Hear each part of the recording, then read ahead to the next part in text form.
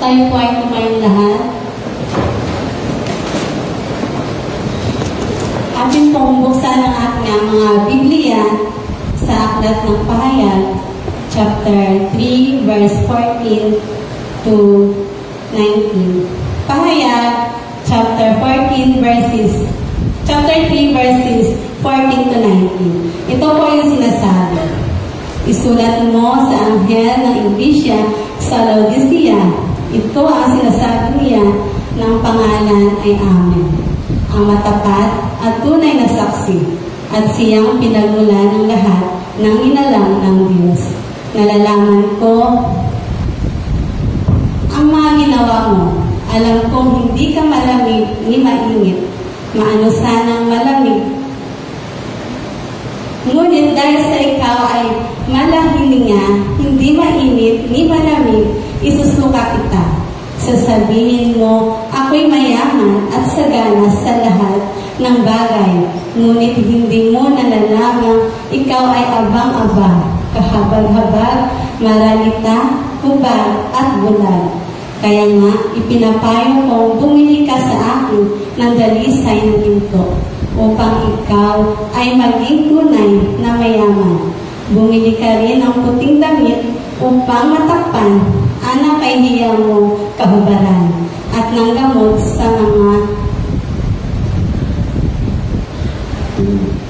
mga mata na ikaw ay makakita. Tinuturuan ko, sinusupin ang lahat ng aking iniibig.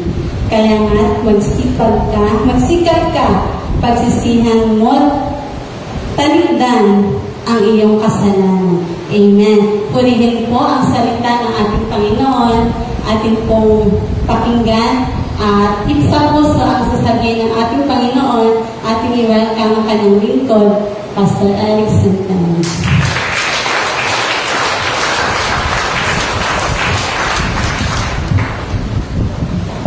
Sige po, tayo po ay manalangin sa Panginoon. Minsan pa, Panginoon, kami po ay nagpupuri at nagpapasalamat sa isang umagang ipinagkaloob niyo po sa amin. Salamat po na kami po ay binuhay mo pa rin ngayong araw na ito. At naniniwala kami na kapag binuhay mo kami, may magandang gagawin ka pa sa buhay po namin. Kaya sa umagang ito, Diyos, puno ng pag-asa ang aming puso, may kawan Diyos na patuloy pa rin gagawa sa aming buhay. At dahil gagawa ka, iaayos po ang buhay namin. Kaya naman, Panginoon, sa umaga po ito, akin pong hinihiling ang gabay at patnubay ng Banal na Espiritu na siya pong maghatid ng mga salita sa aming puso upang ito po ay tumubo sa aming puso, ito po ay lumago at mamunga. Lord, damin pong sinasaway ang anuman pong distraction sa aming isip, sa aming puso upang hindi makapamunga ang salita sa aming puso. Salamat po, Panginoon, sa gabay at patnubay ng Banal na Espiritu.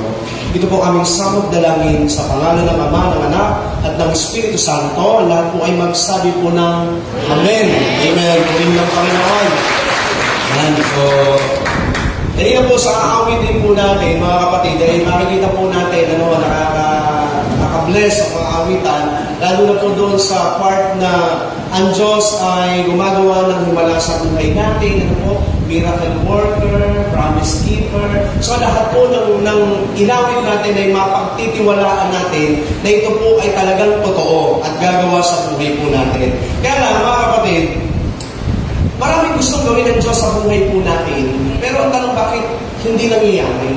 No? Bakit hindi nangyayari ito sa buhay natin? Ngayon, ang Diyos naman ay sapat ang kanyang kapangyarihan, sapat ang kanyang lakas para gawin mo ang lahat ng ito. Bakit hindi nangyayari sa buhay po natin? No? May isang ilustrasyon po ako na ilang beses ko itong ginagamit at gusto ko uling gamitin ngayon para i-connect sa ating pong topic. Ito po. Meron daw pong mag-asawang Chinese. Sobrang nagmamahalan sila dahil sila po ay nagmamahalan ng lubos, ay nakabuo sila ng baby. Dumating po yung panahon na iluluwal na si baby, no? Dahil gulat po nung tatay na incheck, kasi po paglabas ng baby, bilog ang mata. Maitim, at kulot ang buhok. Ngayon, dahil mahal na mahal ng lalaki yung asawa niya, isinunod pa rin niya sa kanyang pangalan, yung pangalan ng bata. Ang pangalan mo ng bata ay something wrong. Something wrong. Ano ba? Bakit ito ang introduction ko? Maraming gustong gawin ng Diyos sa buhay natin, kaya lang mayroong something wrong. Maraming gustong gawin ng Diyos sa iglesia natin. Natin muna, pag-usapan muna natin. Wapakins muna tayo sa ibang church. No? Wala muna tayong, hindi dahil sa hindi natin sinamahan. Kaya puso sa puso muna tayong mag-usap ngayon. Marami mong gustong gawin ng Diyos sa buhay po natin dito sa church at maging sa church natin. Kaya lang baka may something wrong. Kaya sa umaga pong ito, pag-aaralan po natin, ano ba yung baka lang naman na meron dapat iayos sa ating pananampalataya. No? Kaya sabihin mo sa katabi mo, ngitian mo na ako dahil mamaya hindi ka na makakangiti dahil ikaw ang pag-uusapan ngayon. Ano? Okay. So, iba ko yung humingi ako ng dispensa. Sapagkat kailangan pag may something wrong, kailangan may something right. At kailangan iayos natin ito. Okay? Alam niyo, may mga pagkain po na masarap kainin or inumin pag mainit. Tama ba? Masarap kainin or inumin pag mainit. At meron ding pagkain masarap namang kainin or inumin pag malamig. Pero, hindi ko masarap pag maligamgam. Okay. Pag maligamgam. Sa binasang mga talata po ni Sister Madeline, ay makikita po natin, mga kapatid, ang damdamin ng Panginoon sa isang iglesia. Na ang iglesia po na ito ay tinawag kong Laodicea. Ano po? Ang Laodicea po ay tinaguri ang lukewarm church. Ngayon, para magka-idea po tayo, bakit ba ito ang ipinakita ng Diyos? Kasi si Lord po kasi, kung ano yung bagay na maiintindihan ng tao, doon niya ihahalin tulad yung kanalagayan natin.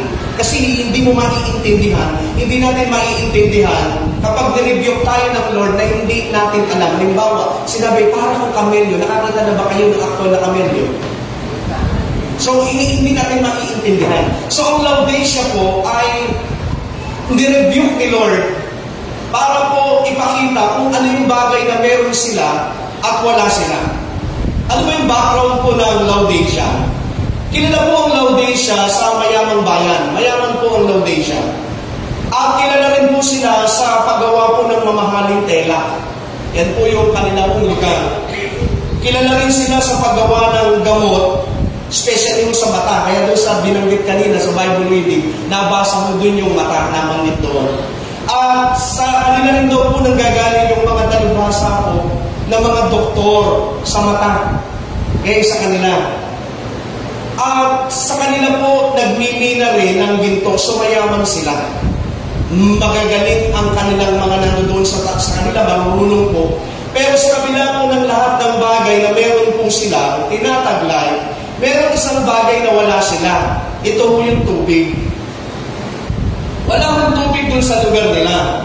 At dahil po sila ay walang tubig, sila po ay kumukuha sa dalawang lugar.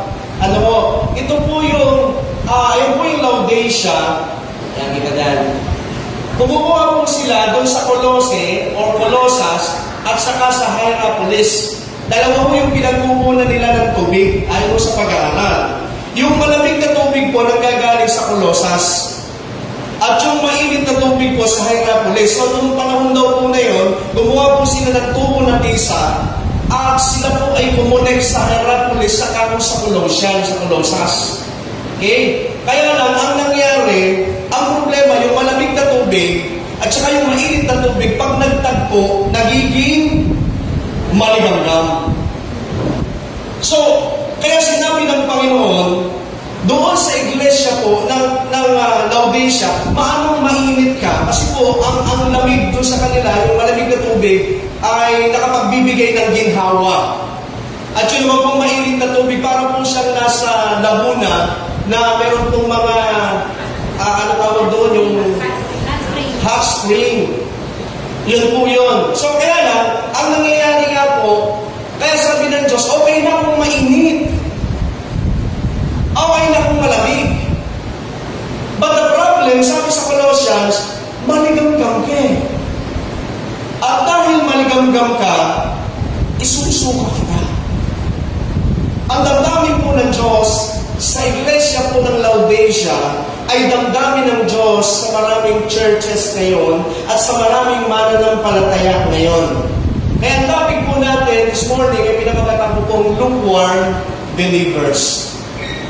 Lukewarm believers. Ano ba ang tanda ng isang tao na maligamgam na ang kanyang pag-ibig, maligamgam na ang kanyang pananampalataya sa Panginoon? Kaya ito po yung tatalakayin natin. Baka naman, sabi ko nga, baka naman ito yung something wrong. Baka naman ito yung bagay na gusto na pala tayong i-bless ni Lord. Baka gusto nang gumawa ang Diyos sa buhay natin ng tuloy-tuloy. Baka naman lukewarm tayo. Kaya ang Diyos ay hindi makagawa sa ating buhay. So sa umaga pong ito, pag-aaralan natin, tatlong bagay lang ito. Tatlong bagay na kung saan tanda ng isang tao na lukewarm na. Okay? Bato-bato sa langit, ang tamaan, magbago na. Medyo hindi ako mag-joke ngayon. No, kasi kailangan natin talakayin ang bagay nito. Tatlong bagay. Ano ang tanda ng isang tao o isang believers na lukewarm? Number 1, mananampalatayang nawala na ang pagpapahalaga sa dating pinahahalagahan. Okay? Mga mananampalataya daw po na nawala na yung pagpapahalaga sa mga dating pinahahalagahan. Kapag ang isang mananampalataya po ay nawala na yung gana niya sa mga bagay na dati niyang ginagawa sa Panginoon, ang dating ho niya sa Diyos, maligamgam. Ingatan natin ang ating pananampalataya na huwag maging maligamgam. Kasi bakit? Ayaw ho ni Lord doon. Naranasan ho natin pare-pareho. Tayo, Kristiyano na ho lahat dito, amen. Okay, sa mga hindi pa ho tumatanggap ni Lord, mamaya tatanggapin niyo si Lord. Sa mga hindi pa ho tumanggap, at sa ating lahat dito, naniniwala ko, tumanggap tayo kay Lord. Amen. Nung tumanggap tayo kay Lord, in-love tayo kay Lord. Amen. Ang sinasabi ni brother ni kanina, na grabe yung pagka-in-love sa Panginoon. Lahat po tayo ay nakaranas ng init ng pag-ibig sa ating Panginoon. But the very, very, very, very big question is, kumusta na ang pag-ibig mo ngayon sa Diyos? Ganon pa rin ba kainit? Or lukewarm na? Amen. Tandang-tanda natin nung tayo unang ma-born again. Ako kanina sabi ko, Lord, gusto ko uling maranasan yun eh. Yung bang hindi pa nag-i-start yung worship, iyak na tayo na iyak.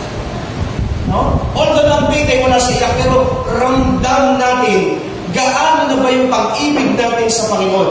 Kumusta na ang paglilingkod natin sa Panginoon? Kumusta na ba? No? Katuwaan pa ba ang maglingkod sa Diyos sa puso natin? Hindi ako magpapa-amen. Mag-amen ka sa damdamin. Kumusta ang puso natin sa paglilingkod natin sa Diyos? Maalam pa ba? Katuwaan pa ba? Ang paglilingkod ba natin sa Panginoon hindi ba kabigatan? Kasi minsan parang ang paglilingkod sa Diyos parang kabigatan na sa isang tao. Check natin yung puso natin. Kapag ang paglilingkod pabigat na, kapatid, may problema, something wrong. Kapag ang paglilingkod natin sa Panginoon kabagutan na, kapatid, something wrong. Kasi ang paglilingkod sa Diyos hindi kabagutan, hindi pahirap. Amen. Check natin ang puso natin. Kasi bakit? Baka ito mali. Kumusta ang ating buhay pananalangin sa Diyos? Kumusta yung prayer life natin, kapatid? Kumusta? May kasiyahan pa ba tayo sa ating puso na makipag-usap sa Panginoon? Gaano katagal ang itinatagal na makipag-usap natin sa Diyos? Natatandaan ko, sinabi ni Pastor Bimin, tabi-tabi, wala itong husgahan. Puso sa puso.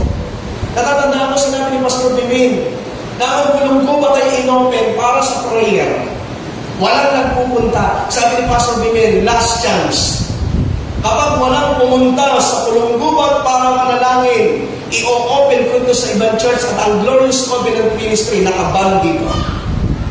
Bakit ganoon? Masungit pa si Pastor? Hindi. Alam ni Pastor kung gaano ang tunay na pananalangin. Ang bulong-gubat ay hiningi ni Pastor Bimin para mabigyan luwalhati ang Diyos. Kumusta ang prayer life natin? Check natin ang ating puso. Amen. Maalat pa ba? Mainit pa ba? Sabik pa ba tayong makipag-usap sa Diyos? Kapatid, ang mundo ngayon ay punong-puno po ng kaabalahan ay binibigay sa buhay natin. Ang totoo, mga kapatid, hindi tayo walang time. Hello? Pag nag-i-invite kami, pag may time na po, ako, hindi problema ang time. Ang problema, ang puso natin. Amen? Kumusta ang pag-attend natin sa church? May kasiyahan pa ba tayong umaattend? Kumusta ang puso natin? May alam pa ba sa pag-attend sa church? Check natin na. Check natin. Hindi ko kaya i-check. Maaari i-amen tayo. Pero ikaw ang check na.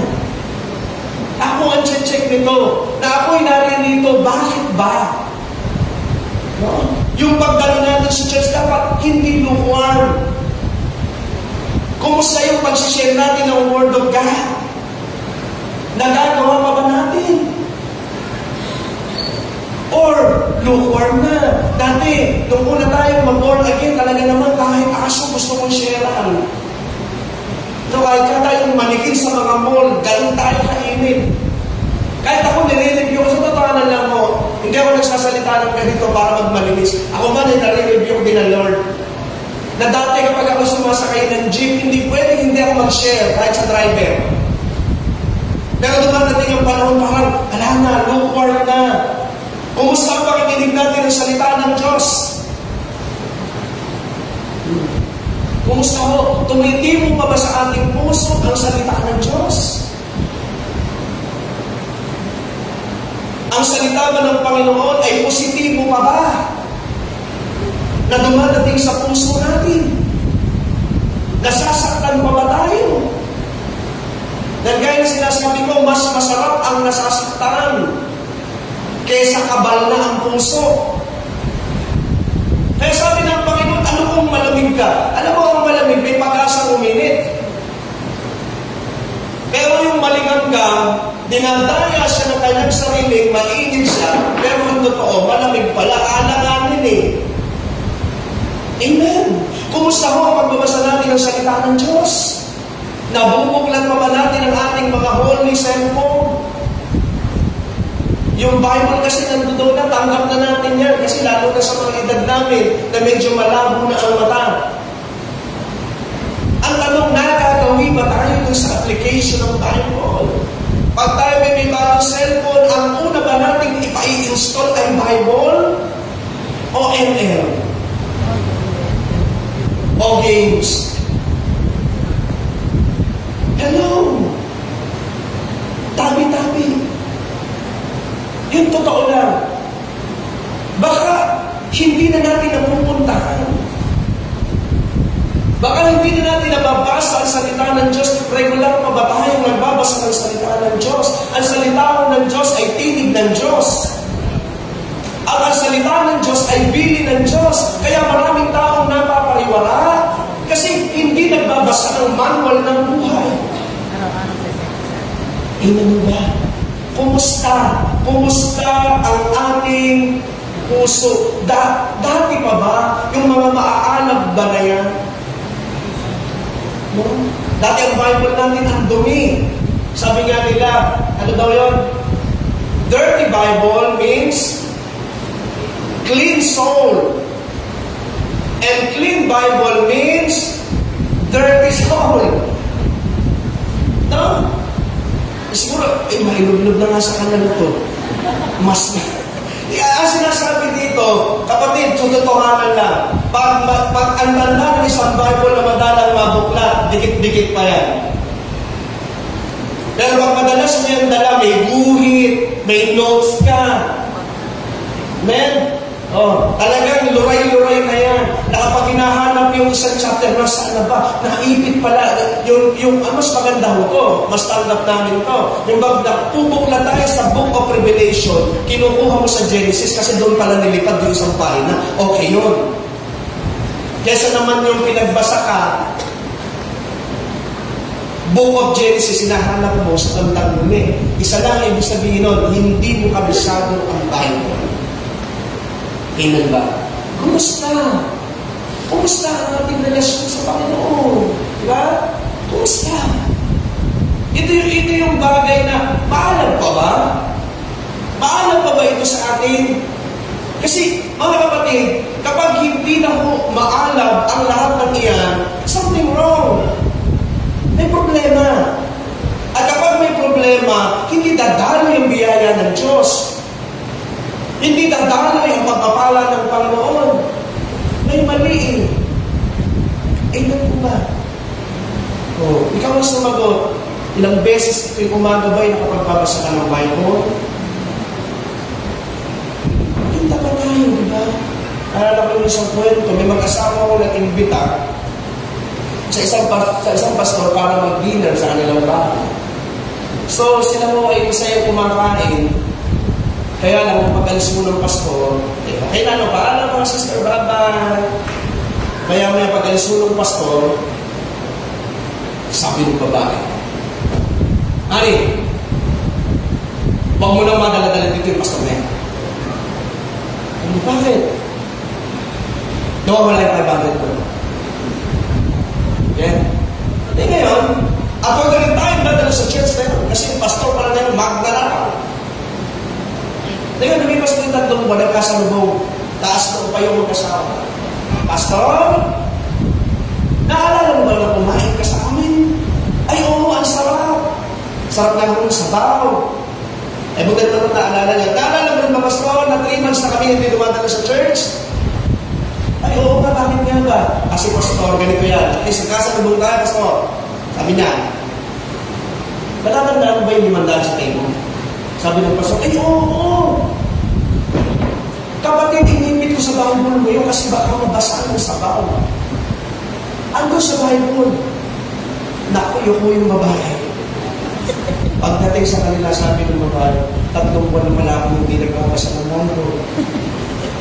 Kasi kung nagbasa siya, makikita niya yung 500. Na inipit pala ng pastor kasi bakit mababasa? Alam niyo, baka naman may nakaipit dyan eh. Hindi lang natin nakikita kasi hindi tayo nagbabasa ng Bible. Alam mo mga kapatid, ganyan ang buhay natin eh. May alam pa ba? No? Yung tayo may mananampalataya na nagpapahalaga pa sa dati nating pinapahalagaan. Check mo! Check ko! At i-check natin pare-pareho. Amen ba? Hindi nga pala ako matapay. Number 2. Ano ang tanda ng lukewarm believers? Mananampalatayang hindi na kayang manindigan sa dating pinaninindigan. Okay. Kapag ang isang tao pala, isang mananampalataya pala, ay hindi na kayang manindigan sa dating niyang pinaninindigan, lukewarm. At kapag lukewarm siya, wala na siyang dating kay Lord. Ang lukewarm believers, sila ho yung mga taong paniki, bunyago at baka. Yan. Ito yung mga Kristiyanong paniki. Kristiyanong paniki, madalas sinalimbawa naman mga pastor dito, na ibon ang katawan. pero ang mukha ay daga. Hindi mo maintindihan, ipon ka ba o daga? At marami yung mga Christian believers, manyako, hindi mo alam kung anong kulay eh. Ha? Pula ka ba talaga? Pula ka talaga. Kung asul ka. O puti ka, ang hirap mong intindihin, pre. Ang maraming Kristiyano pong baka, anong baka? Puro oo nga. Oo nga ng oo nga. Mga kapatid. No? Ganyan ang maraming believers eh. Bukod ho sa ayaw ng Diyos ng maligamgam, ay ayaw ng Diyos niyan. Ano sabi, hindi nga lang sa ayaw eh. Isusuka tayo. Hindi mo tayo, patawarin niya ako sa term ito, hindi tayo dudura. Isusuka tayo. Isusuka. Bukod ho sa isusuka ng Diyos, ang isang tao na lukewarm, mga kapatid, sabi mo ni Adolf Hitler, no? Sabi niya, it's not the neutral or lukewarm who make history. Ang sabi niya, ang tao daw kung laging nasa gitna, lagi siyang neutral at maligamgam, wala siyang magagawang kasaysayan sa mundo. Wala siyang maiiwang kasaysayan sa mundong ito. Amen. Nagigets na? Ang isang taong laging neutral, ito, medyo matataas ang kilay nyo dito. Ang isang taong neutral na walang kayang panindigan, walang kaawa yan. Tumas na kilay nyo, tataas kayo. Bakit walang kaawa yung taong neutral? Hindi naman niya kayang panindigan eh. Wala siyang kayang panindigan sa kanyang buhay. Kapag ito, ay oo nga. Ito yung tataan niyo, oo nga. Oo nga. Kapatid, pag nanindigan ka, may makakagalit ka talaga. Amen. O hindi naman yung, ay galitin ko nga sa lahat para mapatunayan lang na may paninindigan. Hindi naman gano'n. Ang sinasabi lang dito mga kapatid, ang tao po kasi na may pinaninindigan sa kanyang buhay, no? May istansya talaga sa kanyang buhay. Tandaan natin mga kapatid, huwag nating ibabase ang ating pananampalataya sa ibang tao. Amen. Huwag mong ibase ang init ng pananampalataya mo at pananampalataya mo sa ibang tao. Hindi yung mainit sila, mainit din tayo. Pag nanlamig sila, malamig din tayo. Hindi pwede yung ganon. Panindigan natin ang pananampalataya mo, anuman ang mangyari. Ang mahilig kasi sa mga Pilipino kung saan may nagkakagulo, doon nakikigulo. Sa palengke, kapag maraming nagkakagulo doon sa isang galulo, kahit binasain doon bumibili. Bakit? Marami sila eh. Hindi lahat ng marami tama. Mahimik na kayo. Amen. Amen. Kailangan gumawa tayo ng sarili nating kasaysayan. Na kapag namatay ka at namatay ako, meron kang kasaysayang binuo sa mundong ito. Hindi yung sino ba yun? So nga. Ang mga mananampalataya mo sa Hebrews chapter 11, bumuo po sila ng kasaysayan nila. Nawala lang mo dyan yan. Hebrews chapter 11 verse 39. At dahil sa kanilang pananampalataya sa Diyos, nag-iwan sila ng isang kasaysayang hindi malilimutan. Anong paninindigan ng mga Kristiyano noon? Uulitin ko at patuloy kong dati inuulit at uulitin ko ulit. Ang mga Kristiyano noon hinahati, nilalagarin ng pakati, kung anumang hati. Binabalatan ng buhay, sinusulog ng buhay, pero hindi tinatakbil si Kristo. Kaya ano sabi ng 39? At dahil sa kanilang pananampalataya sa Diyos, nag-iwan sila na kasaysayang hindi malilimutan. Anong patunay na hindi malilimutan? Hanggang ngayon, naaalala natin. Ilang years na naganap, ilang 1,000 years na naganap ang pananampalataya ng mga unang mananampalataya. Bakit? Umukit sila ng kasaysayan eh. Bakit? Ipinaglaban nila ang kanilang pananampalataya. Ang tanong, may kasaysayan ka na ba? Sabi nga, binigyan tayo ng Diyos ang kanya-kanyang lapis. Iuukit mo kasaysayan mo. At binigyan tayo ng Diyos ng kanya-kanyang kulay. Ikaw ang kukulay ng buhay mo. Amen. Kahit sinasabi ng iba na pangit ang kulay mo, at least alam mo yun yung tamang kulay. Bisa kasi hindi tayo nakatubuo ng kasaysayan kasi bakit? Sa bahay na lang eh. Pag nagpintura ka ng bahay, kasi nag-imbisita ka, ay pangit siya ng kulay, inuwa ka, pababago ko. Tapos binago na naman, kaya tao naman, parang maganda yata eh, black. Tama ka, black na. Kapatid, sasabihin ko sa iyo, dadating na si Kristo, ang bahay mo, alam mo niya. Bakit nakabasa tayo sa sinasabi ng iba? Ganun din sa pananampalataya natin. Panindigan mo kapatid dyan. Kahit ayaw na namin, sige ka pa rin. Amen. Hindi ka pa na kapatid. Huwag nating ibasi ang alab ng ating paglilingkod sa ibang tao. Wag, kapatid. Kapag maalab ang iba, maalab na rin tayo. Kapag down ang iba, down na rin. Hindi. Gumawa tayo ng sarili nating alab ng paglilingkod sa Diyos. Ano ba? Kasi bakit? Kapatid, kasi lagi natin i-check yan. Kaya pa ba natin panindigan yung paglilingkod na ibinigay sa atin ng Diyos? Kasi kanya-kanya mo tayo paglilingkod eh. Parang hindi kayo kumatayo dito, pero may paglilingkod na ibinigay ng Diyos sa iyo. Panindigan mo yan. Kahit sinasabi ng iba na hindi bagay sa iyo ang paglilingkod mo, na ang bagay sa iyo itong paglilingkod, as long as alam mo na iyan ang ibinigay na paglilingkod sa iyo ng Diyos, tindigan mo na yan. Kaya sabing unfair ang church ko, dapat ikaw ang pastor doon. Tatanda ko sinabi ni Pastor Bimeng, sabi sa akin, Eric, ang tawag pa nga sa akin nun, yung spell, Eric eh. Ganun siya eh. Sabi niya sa akin, pag nagpastor ka, sabi niya, no, makikinig sa iba. Yung alam mong tawag ng Diyos sa iyo, panindigan mo yun. Yung alam mong paglilingkod ng Diyos sa iyo, tindigan mo yan.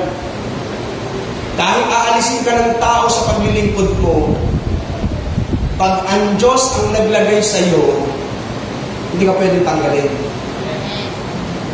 Amen.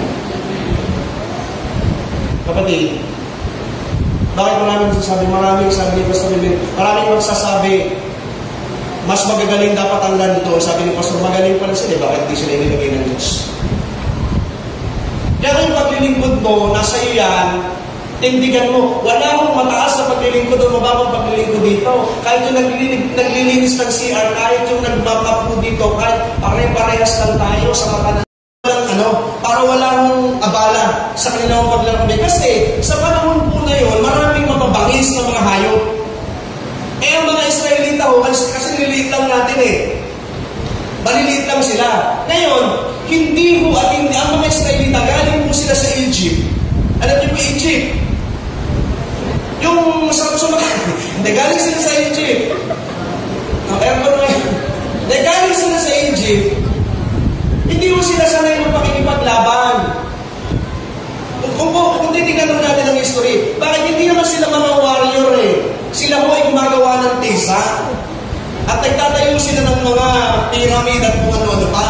So hindi sila warrior. Hindi nga nila alam na meron palang mabangis na leon, mga ganyan. So hindi inaalis at huwag patayin ang mga higanting lahat. Magtira kayo ng higante. Bakit? Sila yung lalaban doon sa mga mababangis. No? At sila yung lalabain ng mababangis. Kaya mo yung mga higanteng ibang problema natin, hindi mo na tinatanggal yan. At yung mga nagbibigay ng problema sa atin, hindi mo na sila tinatanggal ngayon. Kasi sila yung lalaban doon sa mga leon. Gets? Kaya, kasi, Lord, mas ito na naman na, lahat ng problema natin, isang pitik na yun, tapos na yan eh. Pero meron mga giant pa dyan, hayaan mo lang sila yung napain. Amen. Oh. Eh kung minsan, yung paglalim ng relasyon natin sa Panginoon, hindi mo ito nakapagpapatuloy kasi bakit? Hindi natin kayang manindigan. Manindigan lang tayo, ang Diyos ang gagawa. Manindigan lang tayo sa buhay natin. So huwag natin iasa sa iba. Ang ating lalim ng relasyon sa Panginoon. Oo, sa mga Bible study natin, no? Nandiyan talaga. Nakatutuwa na dumadalo. Pero kung talagang ayaw muna nilang dumalo, ikaw muna magpalalim. Kasi kahit minsan, iinan lang tayo, nakakatamad na hindi ganun kapatid. No? Sabi nga ni Pastor Bimin, kung nabubuhay siya, hindi ko ito malilimutan. Tanda-tanda ko ba ang lahat? Hindi. Ang sabi ni Pastor Bimin, kahit nag-iisa ka na lang sa isang ilalim ng isang puno, magpatuloy ka pa rin.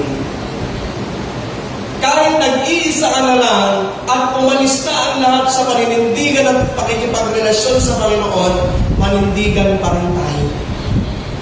Ito ang problema kasi kapag ka ang iba ay nanlalamig na rin tayo. Kaya sa katabi mo, huwag gano'n. Huwag gano'n. Kasi ang akala lang natin, hindi natin nabibigyan ng sakit ang Diyos. No? Kapag tayo hindi namin kayang manindigan, insulto sa Diyos yun. Si Lord nga nanindigan para sa atin. Dapat manindigan din tayo para sa Panginoon. Patay kung patay. Amen? Isa kasi nagsabi lang natin, ang sarap sa presensya ng Diyos, ano? Tanungin mo, gusto na uwi kay Lord. Ewan mo na. Amen?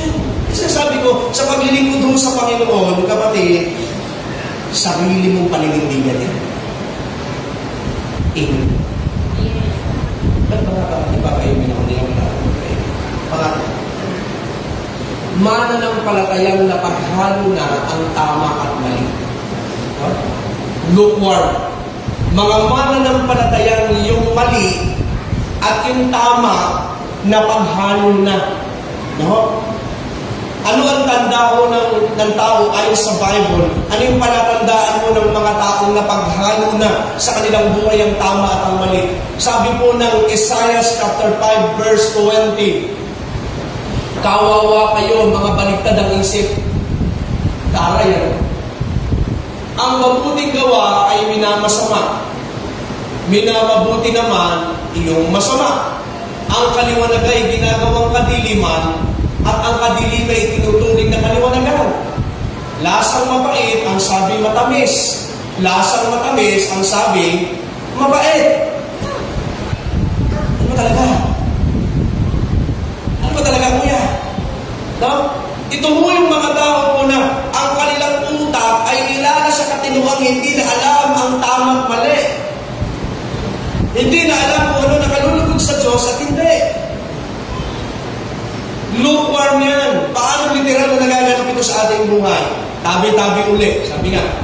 No? Paano ito nangyayari sa ating buhay? Sabi, dati, may paglalaban pa sa puso ang bagay na makamundo at makalangit. Dati may paglalaban para mo. Bawa, parang mali ito, ginagawa ko. Hindi, parang tama. No? May pagtatalo. Ngayon, panalo ng pareho. Kumbaga, nagagawa na. Napag-rumble na. Kasi bakit? Hindi na alam eh. Yung gawa ng mundo at gawa ng isang Kristiyano na mix. Na mekos-mekos na. No? Ang hirap na nun. Sabi ni Lord, malapang mainit ka, malapang malamig ka. At least alam mo, malamig ka. Pero ang problema daw po sa isang taong lukewarm, hindi na alam ng tama at mali. Delikado yun. Okay? Dati, sabi dito, nadi-distinguish mo pa ang isang tao na pupunta sa church. No? Dahil daw sa pananamit. Pero ngayon daw hindi mo na ma-distinguish. Pareho na ang damit ng mundo sa damit ng church. Tabi-tabi po, mga ako. Hello. Tuloy ko ba? Bakit? Hindi naman distinguish kasi para sa kanya, nakain na. Nakain na mo siya ng sistema ng mundo. Kaya yung mali, tama na sa kanya.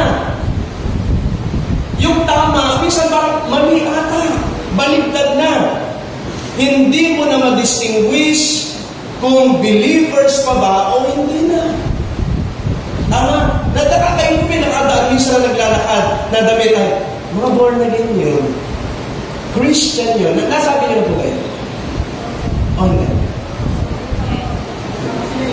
Sayang, dapat pala na-post ko dito yung picture ni Ate Gracilia, ni Ate Leonie, ni Kuya Nonoy. No, meron kasi sa iPad ko.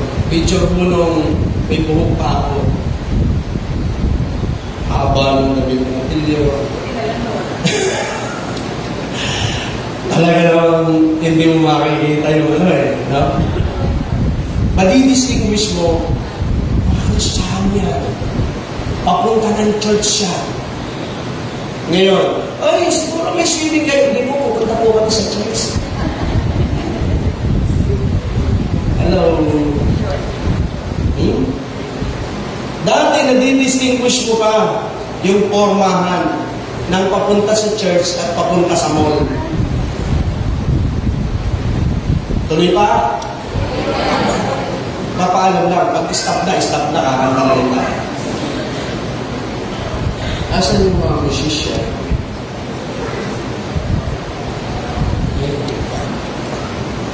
Buti nakahingo ka, Suwani. Kasi may nakikita akong iba, nakahingo lalaki.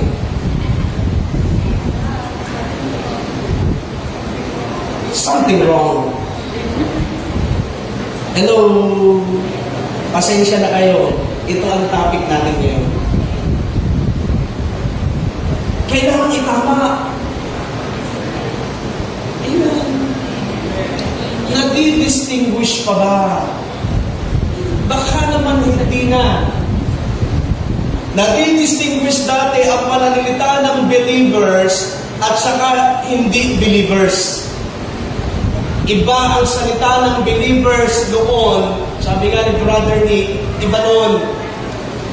At iba ngayon. Ngayon, ang hirap na eh. Tabi-tabi. Minsan may nakita ako nakapost sa FB, Christian. Patawarin niyo ako sa sasabihin ko kasi para alam. Alam mo ang salita, lintik. Yung sabihin kung saan church, nakita ko lang mga sabihin. Something wrong. Hello?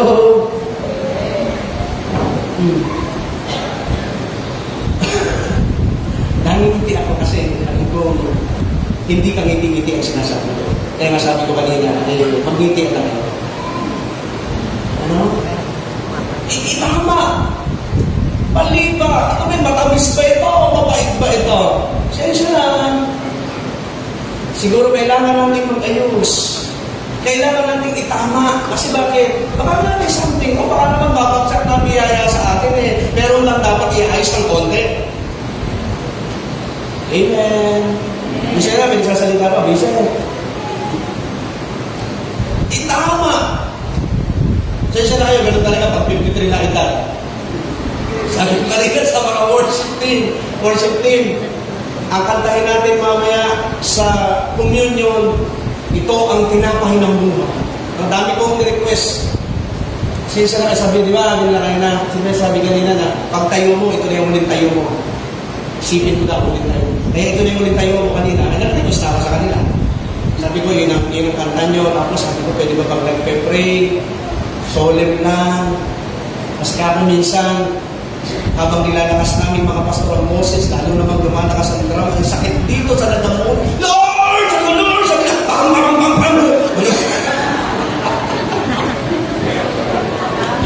sabi nila, oo. So isa na kayo pag tumatanda, gusto tahimik na eh. Tama ba? Dati, nung mga kabataan natin, yung mga kaedad ko, gusto mo yung awitin, awitin, dili, ng lola. Pero ngayon, iba na yung gusto natin eh. Alam mga Engelbert na.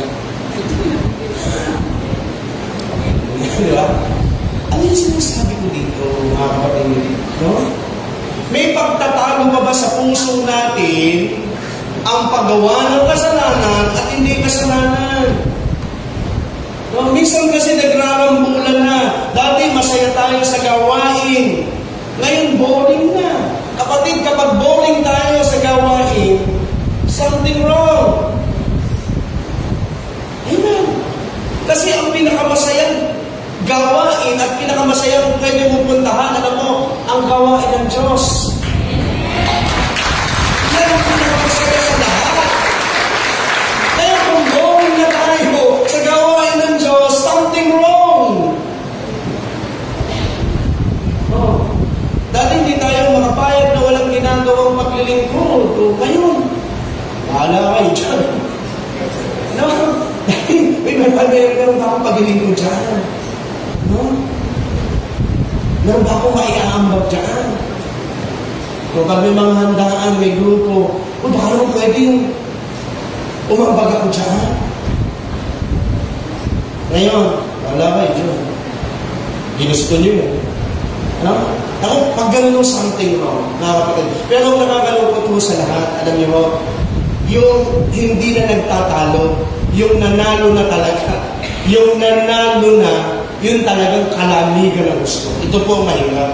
Yung bang, sabi ko nga, naiinip na tayo sa gawain, yung bang sa pagsayaw sa Panginoon, parang kabagutan na sa atin. Mahirap po yan eh.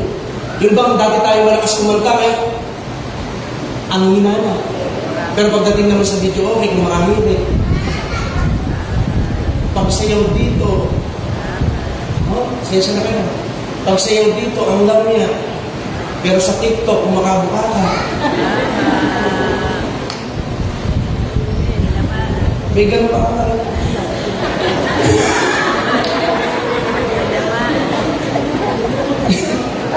Pero pagsayaw sa Panginoon, uy, ako.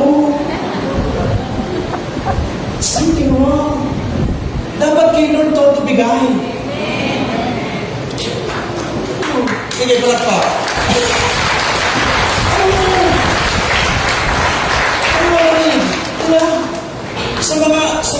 Sa opening, nanginayang. Pero sa tagayan, may moto pa. Hanggat may atay, may tagay.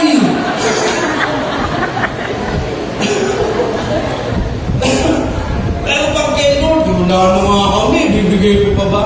Something wrong, kaya hindi pinabless. Oh, di ko ba? Kung dati, nung una tayo makakilala, anak, huwag kayong kumain, i-offering to. Ha? O ngayon, wala ka dyan, Lord, mayroon ka na. Something wrong. Yun yung bagay, no? Yun, ano yung pagtingin ng Diyos? Ano yung pagtingin ng Diyos? Balikan natin yung teksto kanina. Paano tinitignan ng Diyos ang tao mo na lukuan? Sabi mo dito, alam mo ang ginagawa mo. Alam kong hindi ka malamig, hindi mainit. Mabuti sana kung ikaw ay malamig. Sabi niya, o mainit. Ngunit dahil sa ikaw ay maligamgam, hindi mainit, hindi malamig, isusuka kita. So ayaw ng Diyos. So sabi niya, sinasabi mong ikaw ay mayaman. Ha? Kasi bakit? Ang Laodicea mayaman eh. Sinasabi mong mayaman ka, sagana sa lahat ng bagay at walang-wala. At sabi niya bagay na wala ng kailangan pa. Ngunit hindi mo na nalaman, ikaw ay kawawa. Sabi niya, kahabag-habag, kaya pinanggit yun eh. Dukha, bulag, hubad. Kasi bakit? Sa kanila ko mga kapatid, pinamukha ng Diyos na sa inyo magagaling ang manggagaling sa mata, sa inyo nanggagaling ang pamatak sa mata, pero bulag kayo. Sabi niya, sa inyo ginagawa mamahaling kaila, pero hubad kayo. Sa inyo minimina ang ginto, pero dukha kayo. So ang tingin ng Diyos sa isang tao lukuan, kahabag-habag. Wala ka lang sa pera, wala lang sa tinatangkili. Ito ay yung tamang relasyon sa Diyos. No, kagabi. Minsan masarap din manood sa mga FB. Hindi naman natin dapat paniwalaan lahat. Minsan nakakatawa. Kagabi, meron yung ginanon yung daliri. Tapos, ginanon yung daliri. Tapos meron pag ganyan, meron ugat dito na ayan, nagpapantay mo dito. Meron pa ganun yung guhit. Meron pa ganun. Tapos meron ka may pinakita doon, poor. Rich. Kala sa mga rich. Ano pa isa? Normal lang. Normal. Hindi naman ako naniwala doon, kaya nakatawaan ko lang. Tinapat kong gano'n. Sabi ko sa kami, what rich? Rich. Mayaman. Sabi si Rami, saan ka mayaman? Sabi ko, kay Lord. Sabi ko sa kanya, kay Lord. At sabi ko, pag naging mayaman kay Lord, yayaman din tayo para-para. No? Ang tunay na mayaman, yung hindi lukewarm. Ang tunay na mayaman, yung may tamang relasyon sa Diyos. Ang mayaman at hindi bulan, yung nakikita, mga kapatid, yung tama at mali. Yung kayang panindigan, mali yan, mali. Tama ito. Iyan ang tunay na mayaman sa Panginoon, mga kapatid. Kaya ipinayo ng Diyos, ano payo ng Diyos? Kaya nga ipinapayo kung bumili ka sa akin ng purong ginto, sabi ni Lord. Bumili ka sa akin ng purong ginto upang ikaw ay maging tunay na mayaman. Bumili ka rin sa akin ng puting damit upang isuot at matakpan ang nakakahiya mong kahubaran. Bumili ka rin sa akin ng gamot na ipapahid sa iyong mata upang ikaw ay makakita. Sabi ni Lord. So, sino to? Ano yung mga bagay na ito? May tatlong bagay, mamadali ko na lang po. Ang tunay po talaga sa buhay na kayamanan si Jesus. Sabi niya, dumarating ang magnanakaw para lamang magnakaw, pumatay at manira. Sabi ng Panginoon na parito ako upang ang tupay magkaroon ng buhay na masagana at lubos. Ang tunay na makapagbibigay ng tunay na kayamanan si Lord. At ang tunay na kayamanan, ang Panginoon. Ano pa ang sabi dito? Maggalak kayo at magsaya. Luwalhatiin natin siya sapagkat sumapit na ang kasal ng kordero. At inihanda na ang kasintahang babae ang kanyang sarili. Binihisan siya ng malinis na puting-puting lino. Ang lino ay ang mabubuting gawa ng mga hinirang ng Diyos. So, ano ibig sabihin nito? Ang tunay po na makatatakip sa kahubaran, kasi pinag-uusapan po ay church. Ang tunay na makatatakip sa kahubaran ng church, minsan, ang church man, kasi ang kasintahan po dyan na babae, ay church. Ikakasal kay Kristo. Ngayon, nalapastalan ng church, tayo po na mga member ang gagawa ng puting-puting lido sa ating church. Amen. Kahit dinudos ka ang church, pag nakitang ayos ang buhay natin, nabibihisan ng puti ang church. Amen. Pagtanggol natin ang church. Pagtanggol natin ang iglesia. At umayos ang buhay. Sabi mo sa tabi mo, umayos ka na. Sabi, ayos na. Ay, mapaayos ka. No? Kasi, the more pala na tayo gumagawa ng mabuti, lalo palang pumuputi ang church. At ang pamarig sa mata na makapagtatanggal ng kabulagan ay ang ating Panginoon sa Kristo din. Anak sa Acts yan. Ano sabi ng Acts? Kasi ito po yung yung nabulag si Paul. Tapos malapit na po ako matapos. Pumunta na si Ananias sa naturang bahay at pumasok dito. Ipinatong niya ang kamay kay Saulo at sinabi, kapatid na Saulo, pinapunta ako dito ng Panginoong Hesus. Nagpakita sa iyo sa daan nang ikaw ay pumunta rito. Isinugo niya ako upang muli kang makakita, upang mapuspos ng Espiritu Santo. Ang pwedeng magtanggalan ng kabulagan natin ay ang ating Panginoon sa Kristo. Sabi ko ng banal na kasulatan sa Korintian, kapag tinanggap natin ang ating Panginoon sa Kristo, ang talumbong ay maaalis. Amen. Ang isang tao po na nadidimlang, na nabubulagan, na hindi na alam ang tama at mali at kinakain na ng kasamaan, wala ng Kristo sa puso yan. Hello? Kasi kung may Kristo kayo sa puso niya, yung Kristo na nandito, aalisin ang kabulagan yan. Kaya pag tayo po, hindi na natin kaya i-distinguish ang mali at tama, tanggapin mo uli si Lord. Kung 7 ulit mo nang tinanggap, gawin mong 8. Magpaborn again ka uli. Para lang matanggal ang kabulagan. Inyo ba? At para muling umalab, kasi ang magbibigay ng alab sa puso natin ng Holy Spirit. Kapag wala ng Espiritu ang tao, kapatid, sharing mo namin ako sa morning devotion, kapag ang tao po ay umalis ang, sabi doon, pag tinanggap, di ba, tatanggapin natin si Kristo, lilinis ang puso natin. Kaya sabi nga ng Bible, iikot-ikot, ang masamang espiritu, at kapag kapag nakita na malinis, ang yan brother Danny, kapag nakita malinis, hindi dahil malinis, kung malinis or walang laman, wala ulit si Kristo. Ang masamang espiritu daw po ay babalik at magsasama pa ng 7. Kaya ang tao daw po iyon ay sumasama kaysa dati. Na dating mapamintas lang, nagsama ng chismosa pa. Nagsama ng mapanlait pa. Kaya pansinin mo, di ba mabait na yung tao na yan dati? Paano nangyari? At ang pinakamasakit nito, sabi ko nga, yung nangyari kay Saul. Nung iniwan siya ng espiritu ni Yahweh, masamang espiritu na ang naghari. At kailan nawawala ang masamang espiritu ni Saul? Kapag tinutugtugan siya ni David ng makalangit na awitin. Gusto niya umalis ang mga demonyo sa bahay niya? Tugtugan ng patugtog ng worship. Alam niyo mo ang kanta, awit ng kaluluwa. Pansinin niyo mga bigo, ano kinakanta? Di ko kayang tanggapin.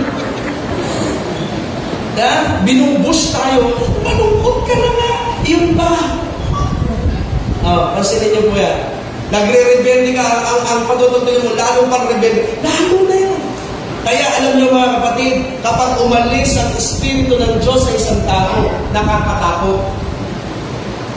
Sapagkat pag masamang espiritu na ang pumunta sa atin, wala ka nang kikilalanin mo.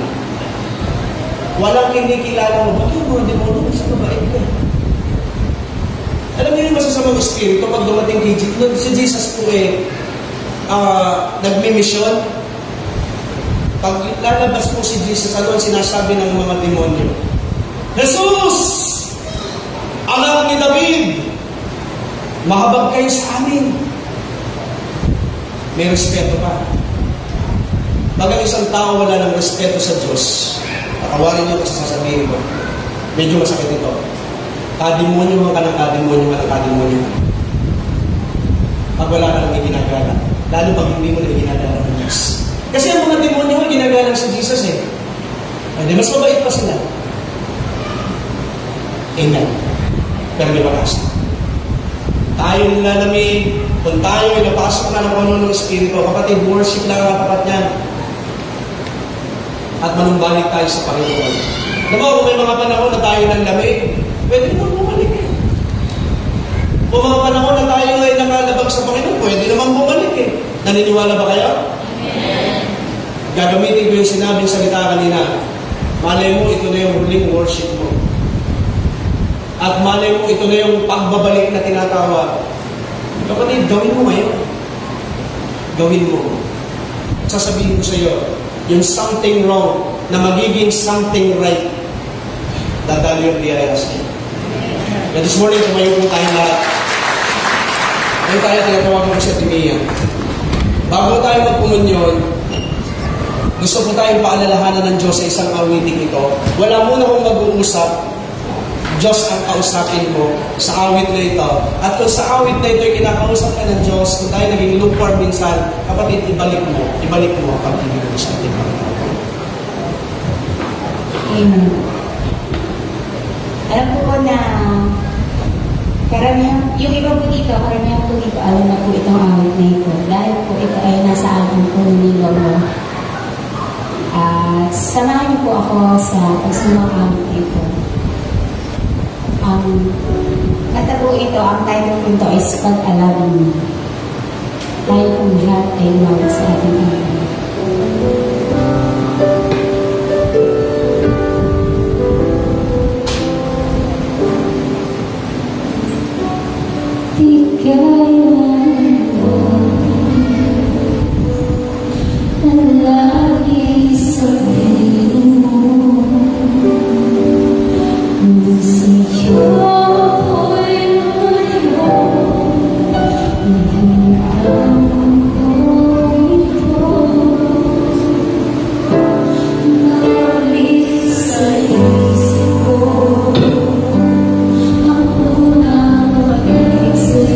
Aku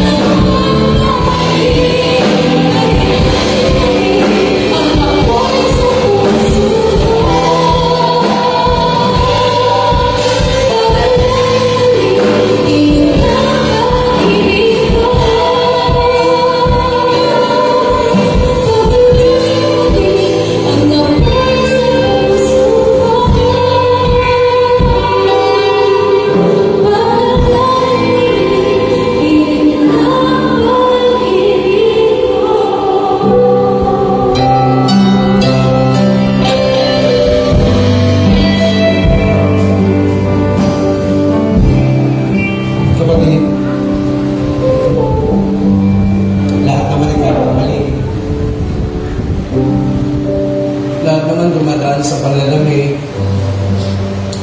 Pero ang maganda, yung pagkakataong bumalik, pagkakataong umilig, pagkakataong bumawi sa Panginoon.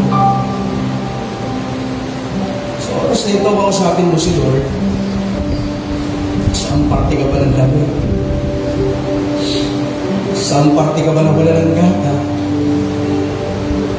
Saan parte mo ba'y pinagpalit ang Diyos? Sabi mo, Panginoon, ngayon, tilingin mo na muling ibalik ng Diyos yung alab, pag-ibig niya. Yung hindi ka papayag na hindi maka-attend. Hindi ka papayag na hindi makapag-pray.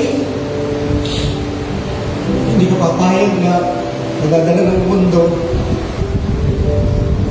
Ito yung pagkakataon. Chance mo. Sabihin sa atin ng Panginoon, may oras. Sabihin mo ng person sa Diyos. Lord,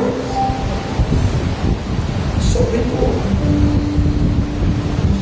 Sorry sa mga panahon na hindi ka namin naipaglaban sa aming buhay. Sorry, Panginoon, kung may mga panahon na lamig kami. Sorry na na-dead ba ka lang namin sa buhay namin, Panginoon. Sorry, Lord, sorry. Lord, gusto namin bumagi sa iyo, Panginoon. Ang pakaikli na lang ng buhay namin, Panginoon. Ang hindi pa iayos yung relasyon sa iyo. Lord, sa oras na ito, Panginoon, hindi ba namin alam ang sitwasyon ng bawat isa? O kung may alaman kami sa sitwasyon ng bawat isa? Lord, alam po namin ang susi sa isang bagay na paggawa ko sa buhay namin ay ang manumbalik kami sa iyo. Lord, tanggapin mo muli ang aming pagsusumama ko sa iyo. Tanggapin mo muli ang aming pag-ibig. Tanggapin mo muli ang aming pananampalataya. Lord, tanggapin mo po kami muli, Panginoon. At yakapin mo kami, Panginoon. Lord, gusto namin yung yakap mo. Gusto namin, Panginoon, ang presensya mo, Panginoon. Sapagkat alam namin, O Diyos, ito yung pinakamasarap sa buhay namin, Panginoon. Ang yakapin ng isang Diyos na sobrang mapagmahal, na sobrang mapagkalinga, na sobrang naiintindihan kami kahit gaano kami karumi, naiintindihan pa rin kami. Lord, thank you. Kung di mo kami maintindihan ng tao, iniintindi mo kami, Panginoon. Salamat po. Salamat, salamat, salamat. At sa oras na ito, Panginoon, hinihiling po namin, O Diyos, ang banal na Espiritu na muling hawakan ng aming puso, na muling mag-alab ang aming pag-ibig sa iyo, na mag-alab ang aming paglilingkod sa iyo, Panginoon.